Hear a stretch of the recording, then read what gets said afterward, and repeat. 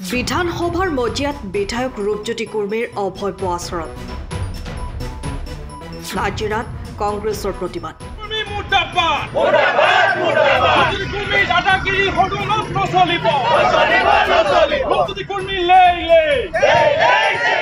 অসম বিধানসভাৰ পবিত্ৰ মজিয়াত উদন্তভাৱে অভব্য আচৰণ কৰি বিৰোধী বিধায়কৰ লগতে বিৰোধী দলপতি দেৱব্ৰত শইকীয়াক অশালীন আচৰণ কৰাৰ প্ৰতিবাদত আজি নাজিৰাতো গ্ৰাম্য ব্লক আৰু পৌৰ ব্লক কংগ্ৰেছ কমিটিৰ উদ্যোগত এক প্ৰতিবাদী কাৰ্যসূচী ৰূপায়ণ কৰে।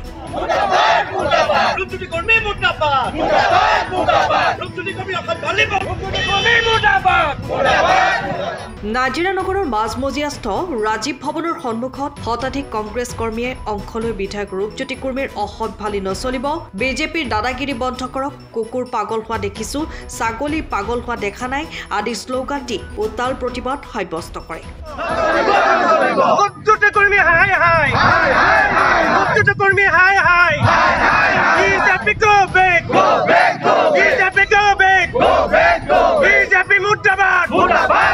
প্ৰতিবাদকাৰীসকলে ৰূপজ্যোতি কুৰ্মীৰ বিধায়ক পদ খাৰিজ কৰাৰ লগতে দৃষ্টান্তমূলক ব্যৱস্থা গ্ৰহণ কৰাৰ দাবী জনায়। মাননীয় ক'বলৈ বেয়াই পাইছোঁ আজি, কিন্তু তথাপিতো কৈছোঁ মাননীয় বিধায়ক ৰূপজ্যোতি কুৰ্মী ডাঙৰীয়াই কালি বিধানসভাৰ পবিত্ৰ বিধানসভাৰ মজিয়াত যি ধৰণে তেখেতে গুণ্ডামি কৰিলে, তেখেতে অভব্য আচৰণ কৰিলে, বিৰোধী দলৰ বিধায়কসকলক চোচা মাৰি খেদি গ'ল। এই গুণ্ডামিক আমি গৰিহণা দিছোঁ। আমি এটা দাবী জনাব বিচাৰিছিলোঁ যে বিধানসভাৰ অধ্যক্ষ বিশ্বজিৎ দৈমাৰী ডাঙৰীয়াই তেখেতক লগে লগে বহিষ্কাৰ কৰিব লাগিছিল, নিলম্বন নহয়, তেখেতক ছমাহ বা গোটেই কাৰ্যকালটো বহিষ্কাৰ কৰিব লাগিছিল এনেকুৱা পবিত্ৰ সদনত এনেকুৱা অপমান কৰাৰ কাৰণে। আজি তেখেতলোকে ভাবিছে আমি আইনৰ ঊৰ্ধত, আমি সংবিধানৰ ঊৰ্ধত, কিন্তু এনেকুৱা পৰিস্থিতি অসমৰ জনসাধাৰণে মৰিয়নিবাসী ৰাইজৰ লগতে সমগ্ৰ অসমৰ জনসাধাৰণে লক্ষ্য কৰি আছে। ইয়াৰ প্ৰত্যুত্তৰ নিশ্চিতভাৱে আমি তেওঁলোকৰ লগত কাজিয়া লাগি দিব নোৱাৰোঁ, কিন্তু আগন্তুক পঞ্চায়ত ইলেকশ্যনত নতুবা 2024 চনৰ যি বিধানসভা নিৰ্বাচন নিশ্চিতভাৱে বিজেপিয়ে ইয়াৰ ফল ভুগিব লাগিব আৰু অসমৰ জনসাধাৰণে ইয়াৰ প্ৰত্যুত্তৰ দিব।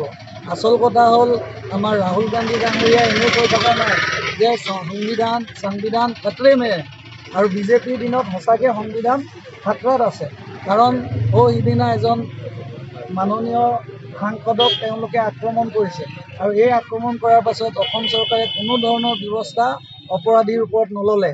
কালি বিধানসভাত স্বয়ং এজন বিধায়কে, বিজেপিৰ বিধায়কে, তেখেতে নিজকে জ্যেষ্ঠ বিধায়ক বুলি কয়, তেখেতে সংবিধানক সংকুষ্ট কৰি বিধানসভাৰ মজিয়াত অপবিত্ৰ কৰি তেখেতে এনেকুৱা ধৰণৰ আচৰণ কৰাত আমি সমগ্ৰ কংগ্ৰেছ কৰ্মীসকলে ধিক্কাৰ দিছোঁ, অসমৰ জনসাধাৰণৰ হৈ ধিক্কাৰ দিছোঁ আৰু আমি সকীয়াই দিছোঁ যাতে ভৱিষ্যতে এনেকুৱা ধৰণৰ আচৰণ যাতে বিধানসভাৰ মজিয়াত নকৰে।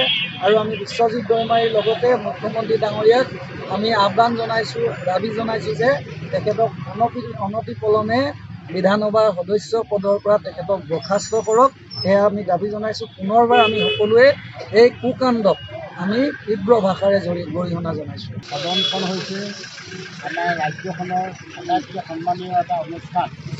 এই সদনত ৰূপজ্যোতি কুৰ্মী ডাঙৰীয়া, বিশেষকৈ তেওঁৰ মৰিয়নি সমষ্টিৰ বিধায়ক, তেওঁ বিধায়ক হৈ ইমান অশ্লীল বাক্য ব্যৱহাৰ কৰি আমাৰ নাজিৰা সমষ্টিৰ বিধায়ক তথা বিৰোধী দলৰ দলপতি দেৱব্ৰত শইকীয়া, অখিল গগৈকে প্ৰমুখ কৰি কেইবাজনকো তেখেতে অত্যন্ত ঘৃণনীয় ব্যৱহাৰ কৰিছে, যাৰ কাৰণে আমি আজি এই প্ৰতিবাদ কৰিবলৈ বাধ্য হৈছোঁ। আৰু আমি আশা ৰাখিছোঁ যে এনেকুৱা মানুহক যাতে ভৱিষ্যতে কেতিয়াও বিধানসভালৈ যাতে নপঠায়, আমি তাৰ কাৰণে ৰাইজক, সদৌ অসম ৰাইজক অনুৰোধ জনাইছোঁ। সময়ৰ খবৰ সময়ত পাবলৈ ফ'ল' কৰক টাইম অফ আছাম।